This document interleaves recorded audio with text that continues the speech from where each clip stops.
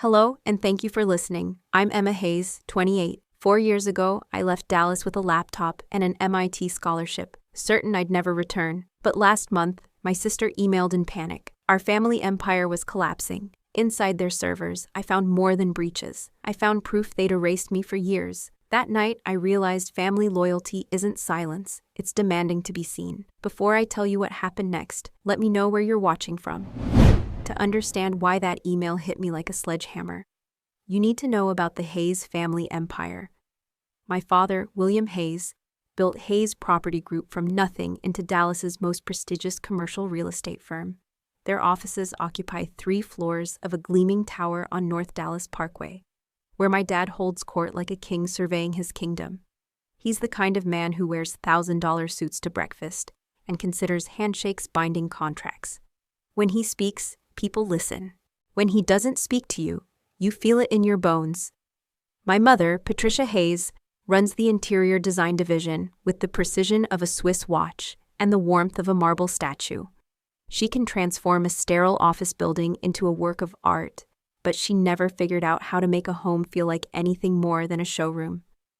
Patty believes appearances matter more than feelings, and in her world, family loyalty isn't love. It's a business strategy. She'd smile at a funeral if it helped close a deal. Then there's Madison, 3 years older than me and born to inherit everything. Madison Hayes Thompson now, after marrying a petroleum engineer who brings oil money to the table. She learned early that being daddy's princess meant never questioning his decisions, never challenging his vision, and certainly never making him look bad. Madison speaks in boardroom buzzwords, even at family dinners, and she's perfected the art of taking credit for other people's work while making it seem generous. My youngest brother Connor is 26 and charming enough to sell ice to penguins. He's got that easy Hayes smile and the gift of making everyone feel like his best friend. Connor joined the company straight out of TCU, where he spent 4 years perfecting his golf swing and his networking skills. He's the golden boy who can do no wrong, partly because he's never tried to do anything that might threaten Madison's position as heir apparent. And then there was me, the problem child who loved computers more than contracts. I was 9 years old when I taught myself to code using library books, 10 when I built my first website, and 13 when I created the company's first digital marketing platform. Dad's reaction: "That's nice, sweetheart, but real business happens face to face." He said it like I'd shown him a finger painting, not a system that could revolutionize their client outreach. At 17, I developed an app that automated property management tasks, cutting administrative costs by 50% and freeing up staff for actual sales work. I stayed up for 3 straight nights, perfecting the algorithm, dreaming of the moment I'd present it to the family board. I walked into that conference room with my laptop and my dreams, ready to prove I belonged in the business I'd grown up loving. Dad listened for exactly 4 minutes before cutting me off. "This is impressive work, Emma, but Madison's been developing our digital strategy for months." Madison sat there nodding like she understood a single line of code, while I watched my innovation become her promotion. That was the moment I learned the Hayes family rule. Madison gets the credit, Connor gets the charm, and Emma gets forgotten. They used my work, celebrated Madison's leadership, and I sat there clapping like an idiot. The breaking point came during my senior year when MIT offered me a full merit scholarship for computer science. I burst into Dad's office with the acceptance letter, thinking finally he'd see that his youngest daughter had something special to offer the world. Instead, he barely looked up from his contracts. "MIT's a fine school, Emma, but you need to think about the family business. UT Austin has an excellent business program, and you could intern here summers, learn the real estate game from the ground up. But Dad, this is MIT. This is my dream." The words felt small in that massive office with its floor-to-ceiling windows overlooking downtown Dallas. He finally looked at me then, and I saw something in his eyes I'd never noticed before. Disappointment. Not because I wasn't good enough, but because I was good at the wrong things. Dreams don't pay the bills, Emma. This family built something real, something lasting. Computers are just tools. Real estate is forever. He turned back to his papers like the conversation was over, like 18 years of my life could be dismissed with a wave of his hand. That night, I made a decision that would define the next decade of my life. I packed my bags for Cambridge, Massachusetts, and didn't look back. For 4 years, I threw myself into algorithms and architecture, building systems that could think faster than human brains. I graduated summa cum laude, landed internships at Google and Apple, and finally accepted a position at Microsoft that paid more than most Hayes Property Group employees made in 3 years. I was building the future while my family sold the past, but success in Seattle couldn't fill the hole that Dallas had carved in my heart. Every Christmas card I didn't receive, every family photo I wasn't in, every company milestone I learned about through LinkedIn instead of phone calls, they all added up to one undeniable truth. I'd won my freedom, but I'd lost my family. And now, 4 years later, Madison's desperate email was offering me something I'd never expected, a chance to come home. The phone rang at 3 a.m, jolting me from the first decent sleep I'd had in weeks. Connor's name flashed on my screen, and my heart hammered against my ribs. Connor never called, ever. He was the family diplomat, the one who kept the peace by pretending our dysfunction was normal. His voice cracked through the speaker like broken glass. Emma, I need you. We all need you. The company is... God, Emma, we're going to lose everything. Through his barely controlled panic, the story came tumbling out. Madison had pushed through a massive digital transformation project 6 months ago, convinced she could modernize the company without outside help. She'd hired some cut-rate developers from Austin, ignored every cybersecurity protocol in the book, and built their new system on architecture so flimsy it made a house of cards look stable. 3 weeks ago, hackers had walked through their defenses like they were made of tissue paper. They got everything, Emma: client data, financial records, property valuations, confidential negotiations, everything. Connor's voice dropped to a whisper. The lawsuit started filing yesterday. Hendricks Corporation alone is suing for $15 million in damages. Dad's had 3 panic attacks this week. Mom won't even leave her bedroom. And Madison just keeps saying it wasn't her fault, that the developers lied to her about the security features. I closed my eyes and saw it all playing out like a slow-motion car crash. Madison, who thought technology was something you bought like furniture, trying to rebuild the company's entire digital infrastructure. The same Madison who still asked me to reset her iPhone password every time she forgot it. The same Madison who'd taken credit for my work while understanding none of it. How bad is it really, I asked, though I already knew the answer from the tremor in Connor's voice. Bad enough that we might not make payroll next month. Bad enough that Dad's talking about mortgaging the house. Bad enough that 3 of our biggest clients have already terminated their contracts. He paused, and I heard him take a shaky breath. Emma, I know we haven't exactly been the family you deserved. I know you have every right to hang up on me right now, but you're the only person I know who might be able to fix this. The smart thing would have been to say no, to tell Connor that the Hayes family had made their bed when they chose Madison's mediocrity over my talent, to remind him that I'd tried to help before and been pushed aside like an annoying child. The smart thing would have been to protect the life I'd built in Seattle, the respect I'd earned, the peace I'd found in being nobody's disappointment. But as I sat there in my quiet apartment overlooking Elliott Bay, listening to my baby brother's voice break with desperation, I couldn't be smart. I could only be human. These people had hurt me, dismissed me, erased me from their vision of success. But they were still my family, and families don't abandon each other when the house is burning down. Even when that house never felt like home. I'll take emergency leave from Microsoft, I heard myself saying. I can be there by tomorrow night. The relief in Connor's voice was so palpable I could feel it through the phone. Thank you, Emma. Thank you so much. I'll pick you up at DFW, and Emma, I'm sorry for all of it. I should have said something years ago, should have stood up for you. I was a coward. 24 hours later, I was standing in the marble lobby of Hayes Property Group for the first time in 4 years. My laptop bag slung over my shoulder like armor. The space looked exactly the same, polished surfaces that reflected nothing real, corporate art that meant nothing to anyone, and the kind of calculated elegance that impressed clients while making employees feel small. Madison emerged from the elevator looking like she hadn't slept in weeks. Her usually perfect blonde hair pulled back in a messy ponytail, her designer suit wrinkled like she'd slept in it. Emma. She said my name like it tasted bitter. Thank you for coming. I know this must be awkward. Awkward. 4 years of silence, 4 years of being erased from family photos and company histories. 4 years of watching from across the country as they celebrated successes built on my foundation. And she called it awkward.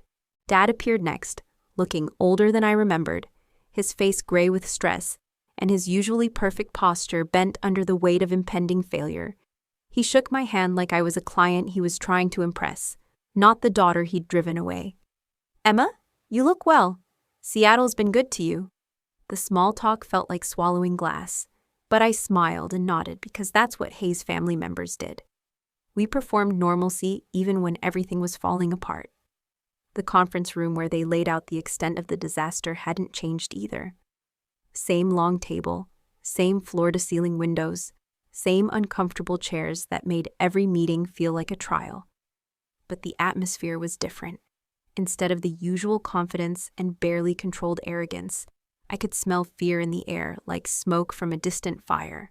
As Madison clicked through slide after slide of catastrophic security breaches and cascading system failures, I realized something that should have made me feel vindicated, but only made me sad. They needed me, not my work, not my ideas filtered through Madison's interpretation, but me. Emma Hayes, the daughter they'd never quite known how to love, was the only person who could save what they'd spent 30 years building. "I'll need complete access to all systems, all passwords, all administrative privileges," I said when Madison finished her presentation. "I'll need a dedicated workspace, a team of developers I choose myself, and 8 weeks minimum to rebuild everything from the ground up. And I'll need absolute authority over all technology decisions during that period." Dad nodded without hesitation, which told me more about their desperation than any financial report could. "Whatever you need, Emma, name your price." I looked around the table at faces that had dismissed me, ignored me, erased me from their story of success. And I made a decision that would change everything. I'll do it for free. But when this is over, when I've saved your company and your reputation, I want something more valuable than money. I want my family back. For 7 weeks, I lived in that office like a ghost haunting her own past. 18-hour days became my religion, caffeine, my communion, and the glow of multiple monitors, my only source of light. I rebuilt their entire digital infrastructure from scratch, creating security protocols so advanced they made Pentagon systems look like diary locks. Every line of code I wrote was perfect. Every algorithm optimized beyond anything Madison's cut-rate developers could have imagined. The company didn't just recover. It evolved into something that would make their competitors weep with envy. The night I finished testing the final security layer, something strange happened. The backup server started throwing error messages I'd never seen before, cryptic failures that made no technical sense. I dug deeper, tracing data pathways like following breadcrumbs through a dark forest, until I found something that shouldn't have existed. A hidden partition on the main server, password protected and buried so deep, it was invisible to normal users. My fingers hovered over the keyboard as my brain processed what I was seeing. This wasn't ransomware or leftover hacker debris. This was an internal folder created by someone with administrative access, someone who knew the system intimately, someone in the family. The timestamp showed it had been created 3 years ago, right around the time I'd started making waves at Microsoft.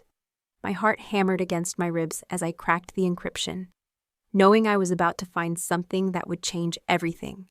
Inside were hundreds of email chains, spanning 4 years of family communications I was never meant to see. The first few messages seemed innocent enough.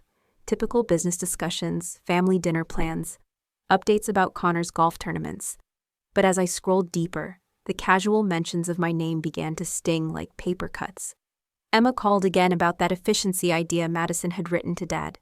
I told her we'd consider it, but obviously we can't use anything that makes the current team look incompetent. The deeper I dug, the more my stomach twisted into knots. There was Dad's response to a potential client who'd asked about bringing me back as a consultant. Emma's too volatile for client-facing work.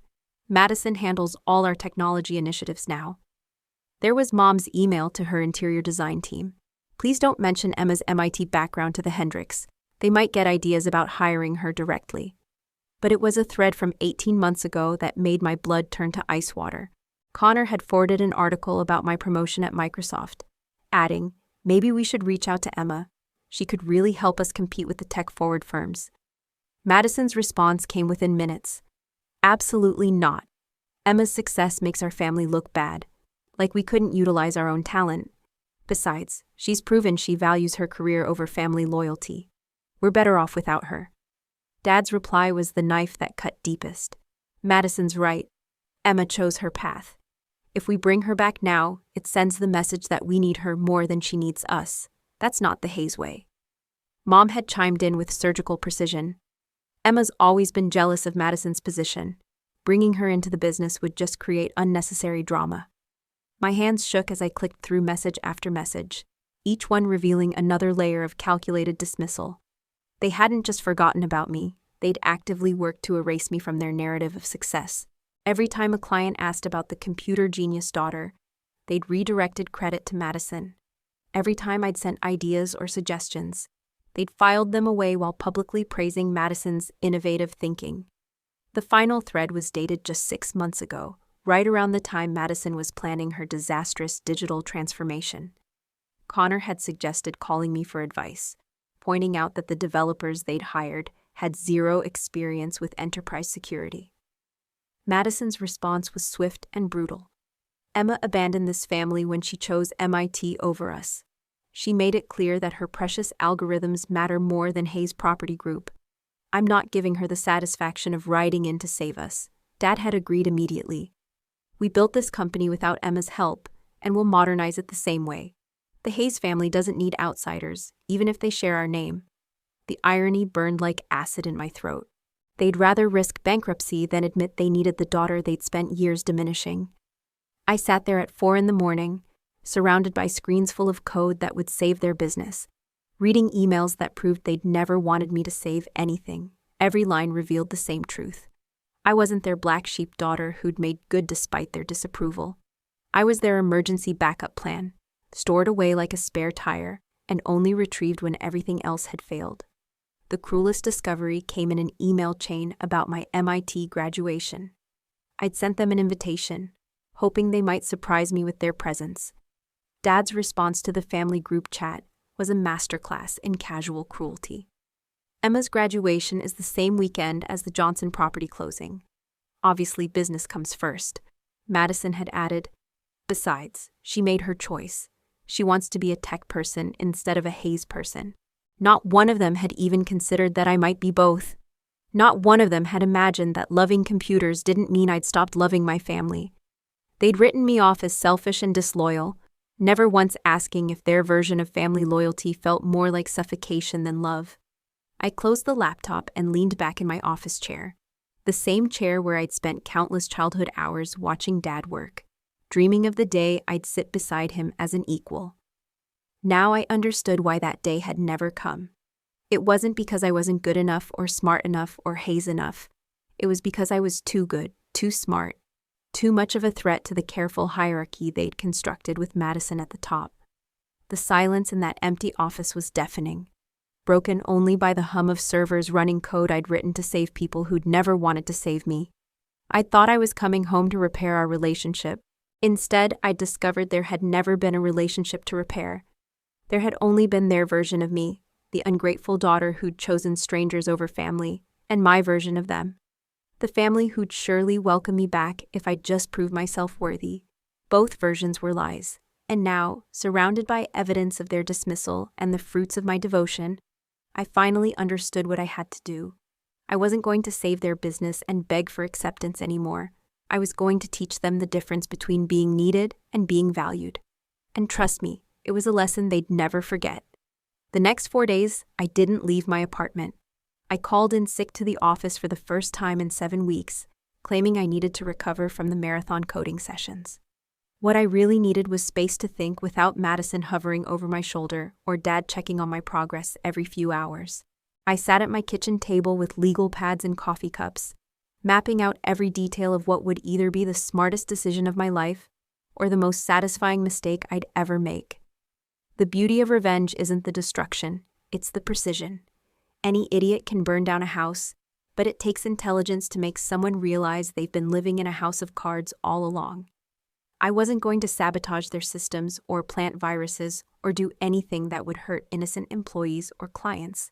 I was simply going to ensure that the brilliant new infrastructure I'd built would only work for someone who truly understood it. Someone like me. Every system I'd created over the past 7 weeks had been designed with what I called elegant dependency. Each component seamlessly connected to algorithms only I fully comprehended. The property management system relied on a custom database architecture that required my specific optimization protocols. The client communication platform used machine learning models I'd trained with parameters stored in encrypted files that only I could access. The financial reporting system depended on data parsing algorithms that I'd written in a programming language hybrid I'd developed during my graduate studies at MIT. To anyone looking at the surface, everything appeared standard and professional. Madison could click through the user interface, generate reports, and feel confident that she understood how everything worked. But beneath that polished exterior was a labyrinth of proprietary code that would crumble the moment it needed serious maintenance or expansion. I wasn't building a trap. I was building a masterpiece that could only be maintained by its creator. The legal research took me deeper into intellectual property law than I'd ever ventured before. I discovered that Texas courts had consistently upheld software developers' rights to retain ownership of custom algorithms, especially when those algorithms were developed using the creator's own time and resources. Since I'd technically been working as an unpaid consultant, not an employee, any code I'd written using my own techniques and methodologies belonged to me unless I explicitly transferred ownership. I spent 12 hours crafting the most important documents of my professional life, patent applications for the 3 core algorithms that powered the entire system, copyright filings for the custom user interfaces I'd designed, intellectual property registrations for the database architecture that made everything possible.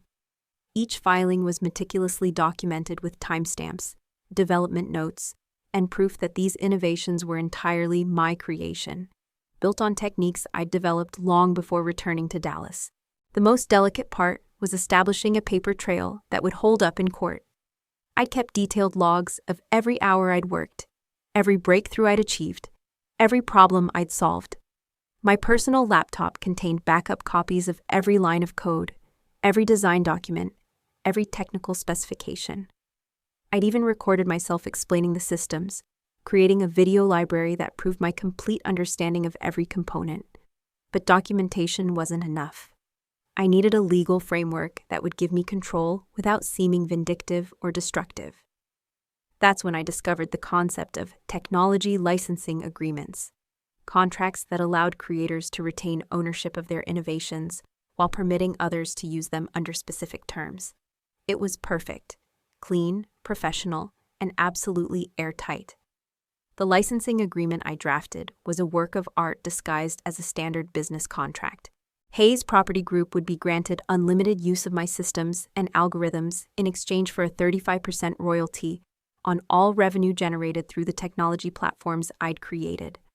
Alternatively, they could purchase full ownership rights for $8 million, exactly twice what Dad had spent on Madison's failed digital transformation project. The third option was the one that made me smile as I typed it. I could revoke the license at any time with 30 days' notice, at which point all systems would automatically shut down until a new agreement was reached. It was the nuclear option, but having it in writing would make them understand that their entire digital infrastructure existed at my discretion. I spent 2 days rehearsing my presentation, practicing in front of my bathroom mirror until I could deliver every line without my voice shaking. This wasn't about anger or hurt feelings or childhood resentments. This was about business, pure and simple. They'd always respected business more than family anyway. The psychological preparation was harder than the legal groundwork. I had to prepare myself for Dad's fury, Madison's denial, Mom's disappointment, and Connor's confused betrayal. I had to be ready for them to call me vindictive, greedy, disloyal, everything they'd probably been calling me in private for years. But I also had to prepare for the possibility that they might surprise me, that they might finally see this as proof of my value rather than evidence of my selfishness. On Thursday morning, I called Madison and asked for a family board meeting to present the completed systems and discuss the company's digital future. She agreed immediately, probably expecting another victory lap where she could take credit for supervising my work. "Can we do it Friday afternoon?" she asked. "I want to invite some of our key clients so they can see what we've accomplished." "Perfect. An audience would make everything more impactful." "That sounds ideal," I replied, keeping my voice professionally neutral. "I think everyone will be very interested in what I have to share." I could hear her smile through the phone as she started planning what she probably thought would be her moment of triumph. That evening, I called my old mentor from MIT, Professor Jennifer Chen, who'd become a successful tech consultant after leaving academia. I needed someone I trusted to review my legal documents and make sure I hadn't missed any loopholes that could come back to haunt me. She listened to my entire plan without interrupting, then was quiet for so long I thought the call had dropped. "Emma," she finally said, "this is either brilliant or career suicide, and I'm not sure there's a difference anymore." She reviewed every document, suggested minor revisions to strengthen my legal position, and agreed to serve as an expert witness if things got ugly. "Your family has no idea what they're about to face, do they?" "No," I admitted. "They still think I'm the same desperate daughter who came home begging for acceptance." Professor Chen laughed, but it wasn't a happy sound. "Well, they're about to learn that acceptance can't be begged for. It can only be demanded." Friday morning, I arrived at the Hayes Property Group offices carrying a leather portfolio that contained everything: the licensing agreements, the patent filings, the intellectual property documentation, and copies of every email I'd found in their hidden server folder. I wore my best business suit, the one I'd bought for Microsoft executive meetings, and I'd never felt more powerful or more terrified in my life. Madison greeted me in the lobby with the biggest smile I'd seen from her in years. "Emma, I'm so excited about today. The Hendricks Corporation people are here, plus representatives from 3 other major clients. This is going to be such a great showcase for what our family can accomplish when we work together." I smiled back, and for a moment I almost felt sorry for her. She genuinely believed that everything would go back to normal after today, that I'd return to Seattle with a warm feeling about family reconciliation, and she'd continue running the technology division she'd never understood. She had no idea that in 2 hours, her entire world would change forever. "It's going to be memorable," I agreed, following her into the elevator that would carry us both toward a confrontation 4 years in the making. As the floors ticked by, I thought about the girl who'd left Dallas with nothing but hurt feelings and an MIT acceptance letter. She'd been erased, dismissed, forgotten. But the woman who was about to walk into that boardroom owned every piece of code that kept this company running. The elevator doors opened, and I stepped into my future with the confidence of someone who finally understood the difference between being needed and being valued. They were about to learn that difference too, whether they wanted to or not. The boardroom was packed like a theater on opening night. Dad sat at the head of the table in his power position, flanked by Mom in her perfectly coordinated outfit that probably cost more than most people's cars. Madison had positioned herself directly across from the clients, ready to bask in what she assumed would be praise for her leadership. Connor fidgeted with his phone, probably texting his golf buddies about weekend plans. The Hendricks Corporation representatives looked politely interested, along with executives from 3 other major clients who'd been promised a demonstration of Hayes Property Group's cutting-edge technology. I connected my laptop to the main display and launched into the presentation I'd rehearsed 100 times. For 40 minutes, I walked them through every system I'd built, every security protocol I'd implemented, every efficiency improvement that had transformed their company from a technological disaster into an industry leader. The numbers were staggering: processing times reduced by 70%, security breaches eliminated completely, client satisfaction scores at an all-time high. Dad beamed like he'd personally written every line of code. "These results exceed our wildest expectations," I said, clicking to a slide showing their monthly revenue growth. "The new systems have positioned Hayes Property Group as the most technologically advanced firm in the Dallas market. Your competitors are already trying to reverse engineer what you've accomplished here." Madison practically glowed as the clients murmured appreciative comments about the company's innovative approach to real estate technology. Then I clicked to the next slide, and the temperature in the room dropped 20 degrees. Now I'd like to share something equally important with everyone here. The screen filled with email screenshots, Madison's messages about keeping me away from clients, Dad's dismissive comments about my career choices, Mom's instructions to downplay my involvement in the company's success. I watched their faces transform from pride to panic in real time.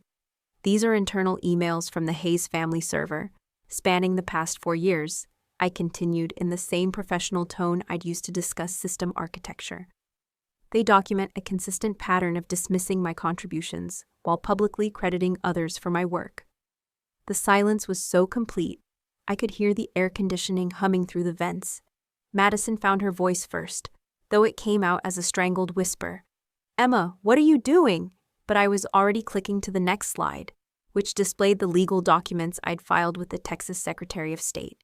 Patent registrations, copyright claims, intellectual property ownership certificates, all bearing my name as the sole creator of every system currently running Hayes Property Group. "Every algorithm powering your new infrastructure is my intellectual property," I announced, my voice steady as granite. "Every database architecture, every security protocol, every efficiency optimization belongs to me under Texas intellectual property law." I filed the appropriate legal documentation to establish ownership. Dad's face had gone completely white, while Mom clutched her pearls like they might save her from drowning. The Hendricks representative leaned forward, clearly fascinated by this unexpected drama. "Are you saying that Hayes Property Group doesn't own the technology they've been using?" I smiled at him with genuine warmth. "That's exactly what I'm saying. They've been using my technology without a licensing agreement, which puts them in violation of intellectual property law." Connor finally looked up from his phone, his boyish confusion almost comical. "Emma, I don't understand. You built this for us, for the family." I turned to my youngest brother, the one person in the room who'd never actively worked against me, and felt a flicker of regret for what I was about to do to him. "I built it for a family that never considered me part of their success story," I replied. "But I'm a businesswoman now, not a desperate daughter. So let me present you with 3 options for moving forward." The next slide displayed my licensing agreement in clear legal language that even Madison could understand. Option 1. Hayes Property Group pays a licensing fee of 35% of all revenue generated through my technology platforms. This would be approximately $2.8 million annually, based on your current performance. Dad made a choking sound, but I continued without pausing. Option 2. You purchase full ownership rights for $8 million, payable within 60 days. Madison stood up so fast her chair rolled backward into the wall. "This is insane. You can't hold your own family hostage." But her voice cracked on the last word, and everyone in the room could hear the fear underneath her outrage. I clicked to the final slide, which showed a system shutdown countdown timer. Option 3. I revoke the licensing agreement and shut down all systems in 30 days. Your company can return to paper filing and manual processes, just like the good old days before computers became essential to your business. The timer on the screen showed 29 days, 23 hours, 14 minutes, and counting down second by second. The Hendricks representative was taking notes now, clearly recognizing that he was witnessing either the most brilliant business negotiation or the most spectacular family meltdown in Dallas corporate history. Maybe both. Dad finally found his voice, though it sounded like he was speaking through broken glass. "Emma, sweetheart, surely we can work this out as a family. You don't need to involve lawyers and contracts. We're your parents. Madison is your sister. This company is your legacy too." His attempt at paternal warmth would have been touching if I hadn't read his emails about how my success made the family look bad. "You're absolutely right, Dad. This company could have been my legacy, but you chose to make it Madison's legacy instead, while using my work to build it." I closed my laptop and picked up my portfolio, feeling lighter than I had in years.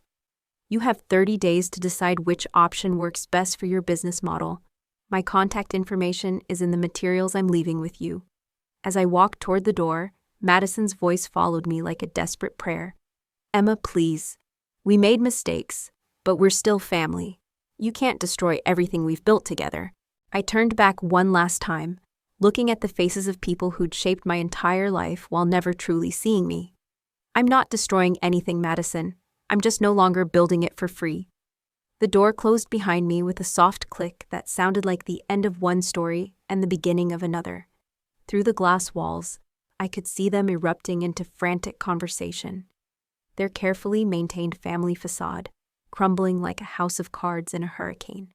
As I walked through the lobby where I'd once dreamed of belonging, I realized I felt no anger, no sadness, no regret, just the clean satisfaction of finally being valued at exactly what I was worth. They'd spent 4 years treating me like I was invisible. Now they'd learn what invisible really meant when all their systems went dark. The first week after my presentation, they tried anger. Dad called me 16 times in 3 days, each voicemail more furious than the last. "This is extortion, Emma. You're holding your own family hostage with legal technicalities." His voice cracked on the word family, like he'd finally realized that word had lost all meaning between us. Madison sent emails that read like corporate press releases, full of phrases like family loyalty and shared sacrifice, as if those concepts hadn't been dead and buried under years of dismissal and erasure. Mom took a different approach, showing up at my hotel with tears in her eyes and a designer handbag full of tissues. "Sweetheart, I know we haven't been perfect parents, but destroying the family business won't heal old wounds." She sat in my lobby like a grieving widow, dabbing at mascara that had cost more than most people's monthly salary. When I told her I wasn't destroying anything, just claiming ownership of my own work, she looked at me like I was speaking a foreign language. By day 10, the anger started cracking into desperation. Their systems were running smoothly for now, but everyone in that building knew they were living on borrowed time. The property management database threw random error messages that Madison couldn't interpret. The client communication platform started glitching during important calls. The financial reporting system began generating incomplete data that made their accountants sweat through expensive suits. Connor was the first one to break. He cornered me outside my hotel on Thursday evening, his usually perfect hair disheveled and his golf tan looking sickly under the parking lot lights. "Emma, please, I get that you're angry. I get that we screwed up. But there are 43 people working in that building who never did anything wrong to you. They have mortgages, kids in college, dreams that depend on Hayes Property Group staying solvent. Then maybe Dad should have thought about those 43 people before he decided my work wasn't worth acknowledging," I replied. But Connor's words hit harder than I'd expected. I'd been so focused on teaching my family a lesson that I'd forgotten about the innocent casualties of corporate warfare.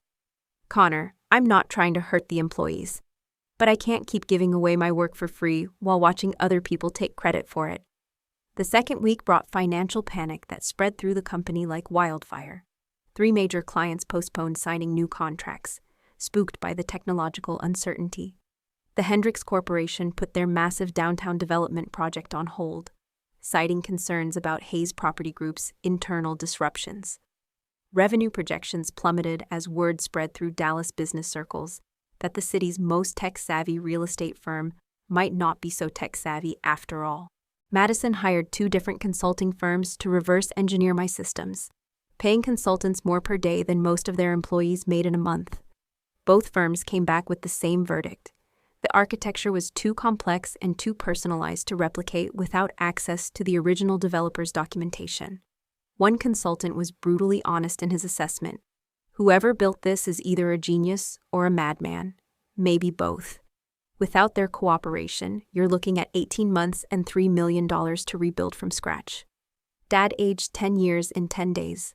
I watched him through the Hayes Property Group windows as I walked past their building each morning, and saw a man who'd built his entire identity around being in control.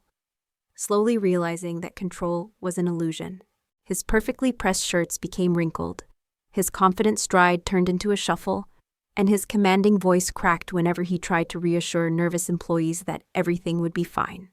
The third week was when they started bargaining in earnest. Madison called me with offers that grew more desperate by the day.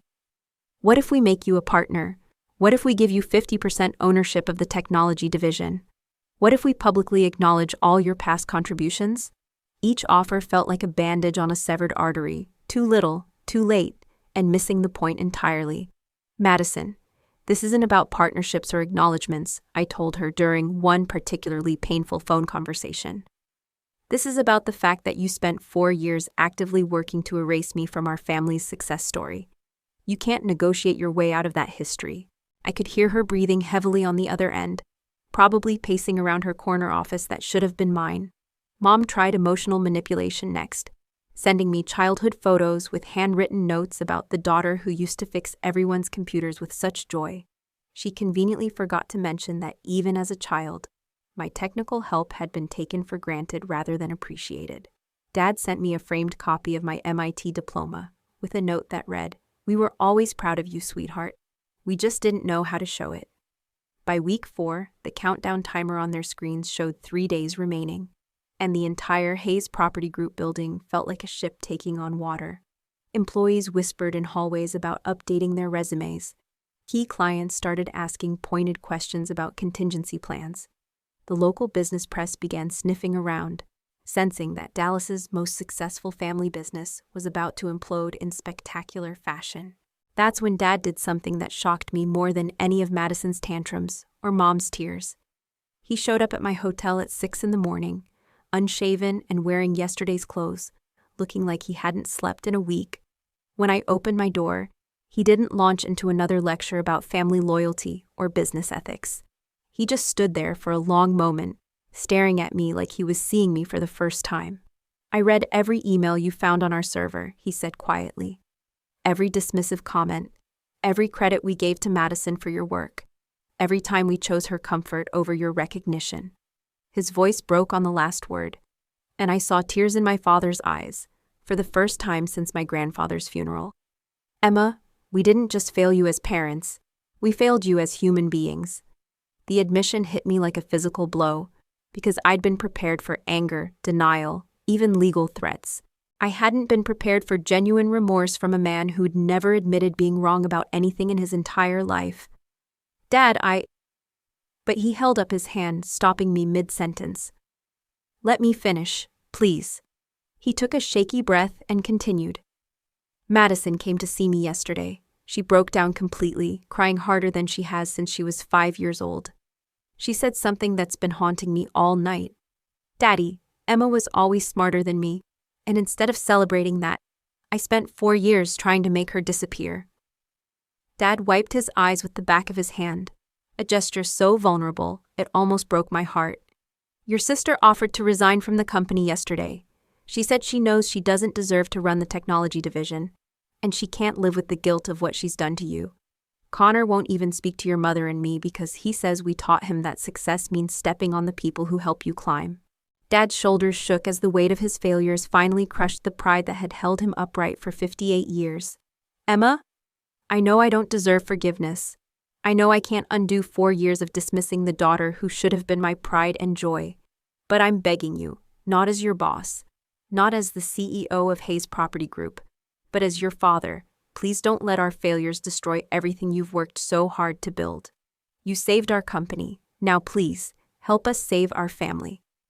I stood in that hotel doorway, looking at the broken man who'd raised me, and realized that my carefully planned revenge had accomplished something I'd never intended. I'd wanted them to acknowledge my worth, but I'd also destroyed the people I'd once loved more than my own dreams. The victory felt hollow when the defeated enemy was my own father, begging for mercy I wasn't sure I knew how to give. I invited Dad into my hotel room and watched him sit on the edge of my bed like a man waiting for a death sentence. His hands shook as he accepted the coffee I offered, and I realized this broken version of my father was more honest than the confident CEO who'd dismissed my dreams for 18 years. "Dad, I need you to understand something. This was never about destroying the family or hurting innocent people. This was about finally being seen for who I really am instead of who you wanted me to be." He nodded like a student accepting correction from a teacher, which felt strange and sad and somehow healing all at once. "I know that now, sweetheart, but I spent so many years thinking that protecting Madison's confidence meant diminishing your achievements. I thought there wasn't room for both my daughters to shine." His voice cracked again, and I saw decades of regret pooling in his eyes like unshed tears. "There was always room, Dad. You just chose not to make any." The words came out harder than I'd intended, but they needed to be said. We sat in silence for a few minutes, both of us staring at our coffee cups like they contained answers to questions we'd been too afraid to ask. Finally, I made a decision that surprised even me. "I'm going to modify my offer," I said, pulling out my laptop and opening the licensing agreement I'd drafted weeks ago. $4 million for full ownership rights, payable over 2 years, but I have conditions that aren't negotiable. Dad straightened up, hope flickering in his eyes like candlelight in a storm. Anything, Emma. Name your terms. I want the title of Chief Technology Officer with full authority over all digital systems and future technology decisions.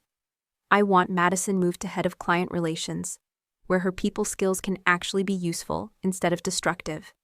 I want Connor promoted to Vice President of Sales with a real budget and real responsibility. And I want a public acknowledgement of my contributions to this company's success. Dad was nodding before I finished speaking, probably afraid that any hesitation might make me change my mind. Done. All of it. But Emma, there's something else you need to know. He reached into his jacket pocket and pulled out a letter that looked like it had been folded and unfolded 100 times. Madison wrote this yesterday. She wanted me to give it to you. The handwriting was Madison's, but the tone was unlike anything she'd ever written to me before. Emma, it began, I've spent 4 years being jealous of your intelligence, while convincing myself I was protecting the family business. The truth is, I was protecting my own insecurity. You were always the daughter who should have inherited Dad's vision and my organizational skills. Instead, I inherited his position and none of his wisdom. I looked up at Dad, who was watching my face carefully. She means it, Emma. She's been crying for 3 days straight, talking about how she wasted years competing with you instead of learning from you. He paused, then added quietly, She reminds me of myself at her age, so afraid of not being enough that I made everyone around me feel like too much. The letter continued, I know I don't deserve forgiveness, but I need you to know that watching you save our company while knowing how we'd betrayed you was the worst month of my life. You're not just my little sister. You're the person I should have been all along. If you come back, I promise to spend the rest of my career making up for the years I spent trying to eclipse your light. When I finished reading, Dad was staring out the hotel window at the Dallas skyline he'd helped shape through 30 years of building and deal-making.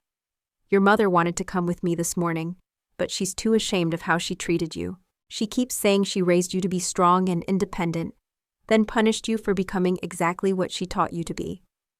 And Connor, I asked, though I was pretty sure I knew the answer.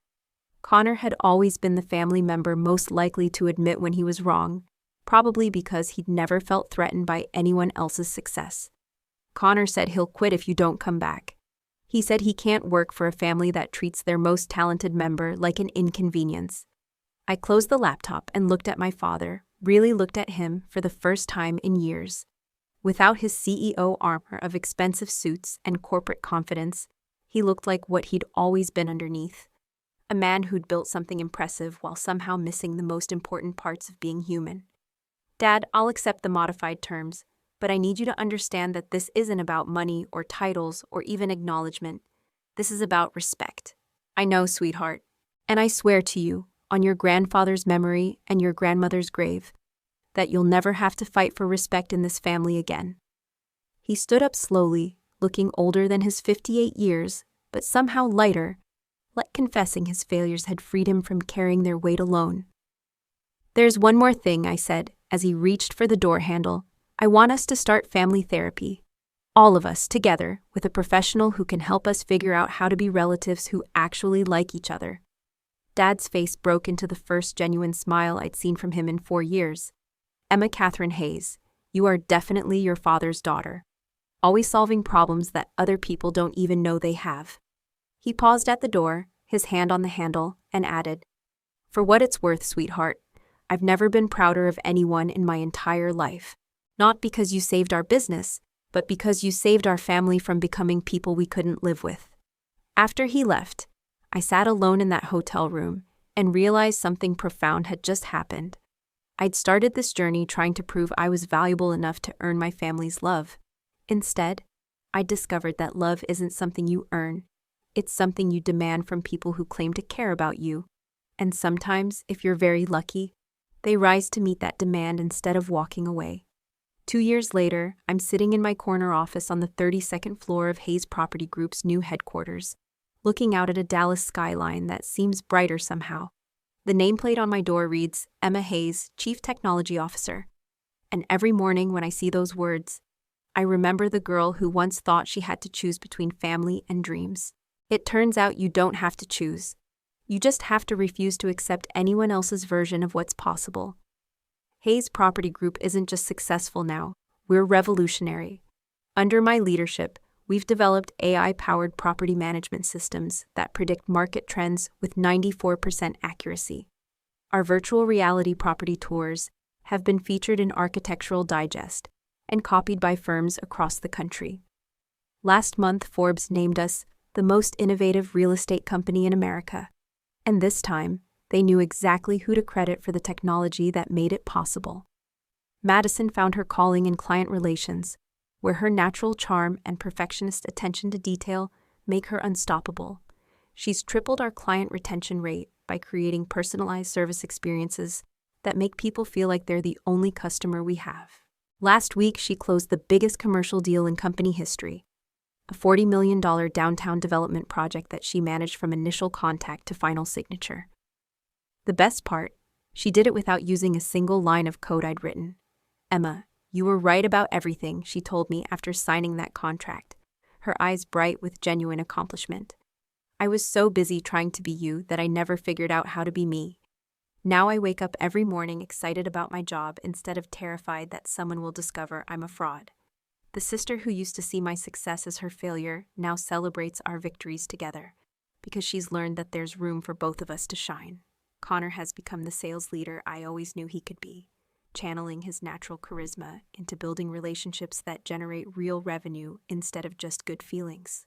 He's opened new markets in Austin, Houston, and San Antonio, expanding our reach beyond Dallas for the first time in company history.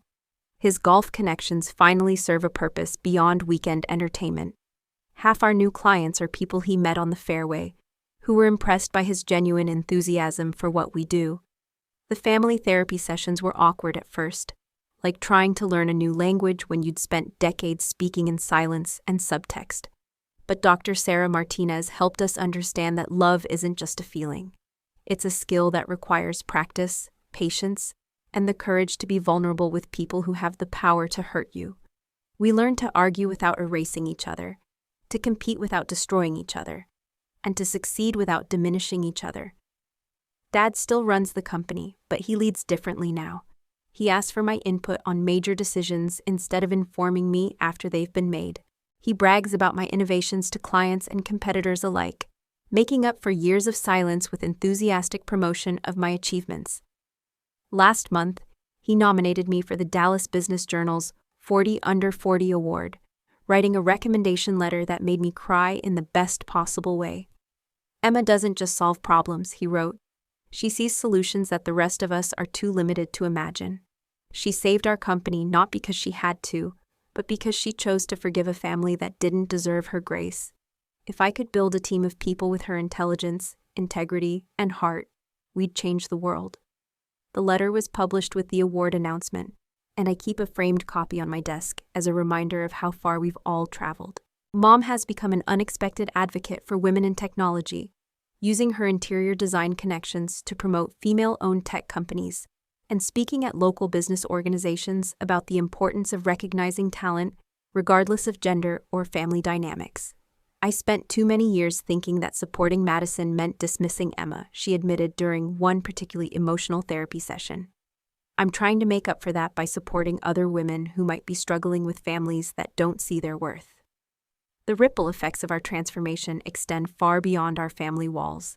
We've established the Hayes Innovation Scholarship, providing full college funding for young women pursuing STEM degrees.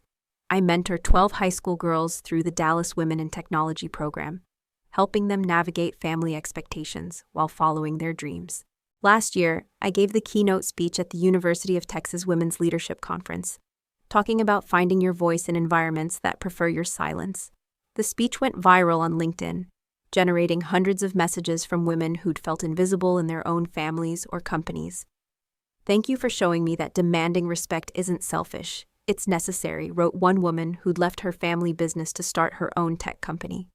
"Your story gave me permission to value myself at what I'm actually worth," wrote another who'd negotiated a 50% salary increase after years of being underpaid.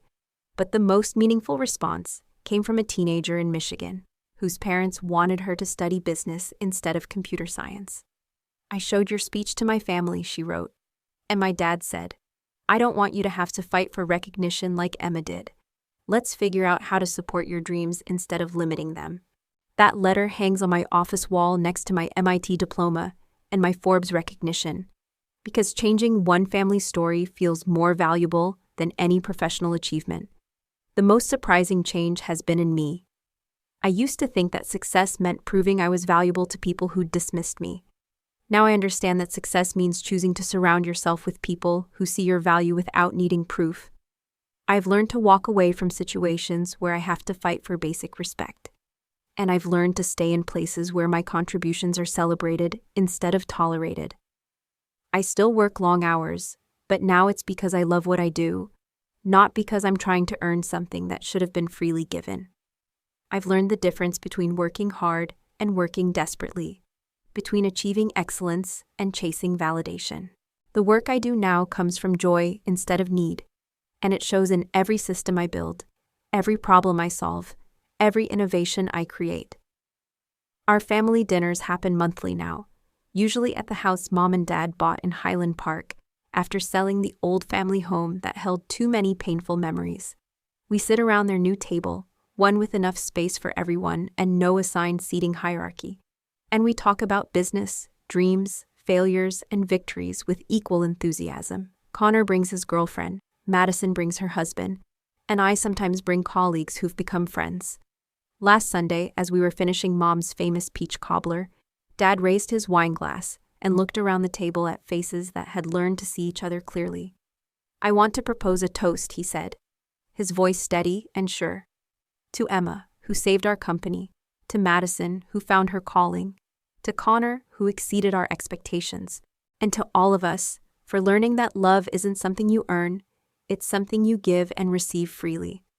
As we clinked glasses and laughed about Connor's latest golf disaster, I realized that this was what I'd been fighting for all along. Not recognition or titles or even apologies, but this, a table where everyone belongs, where every voice matters, where success is measured not by who gets diminished, but by how much everyone gets to grow. The girl who left Dallas with hurt feelings and an MIT acceptance letter thought she had to choose between family and dreams. The woman who returned to save a failing business learned that sometimes you have to break something completely before you can rebuild it properly. And the woman sitting at that dinner table, surrounded by people who finally see her clearly, knows that the best victories aren't the ones where someone else loses. They're the ones where everyone finally wins. If Emma's story sounds familiar, if you've ever felt invisible in your own family or undervalued at your job, I want you to know something important. You're not alone. How many of you listening right now have talents that the people closest to you dismiss or ignore? How many of you have spent years trying to earn recognition that should have been freely given? Emma's journey teaches us that sometimes the people who should support us most are the ones who feel most threatened by our success. Your silence might be enabling their comfort zone. Your acceptance of less than you deserve might be teaching them that less is all you're worth. Remember this. You don't need anyone's permission to be exceptional. You don't need to shrink yourself to make others feel bigger. And you absolutely don't need to work for free while watching others take credit for your brilliance. Thank you for following Emma's story from that desperate email at 2 a.m. to the family dinner, where everyone finally had a seat at the table. If this story resonated with you, please share it with someone who needs to hear it. Like and subscribe for more stories about people who refuse to stay invisible. Your story matters too. Don't let anyone convince you otherwise.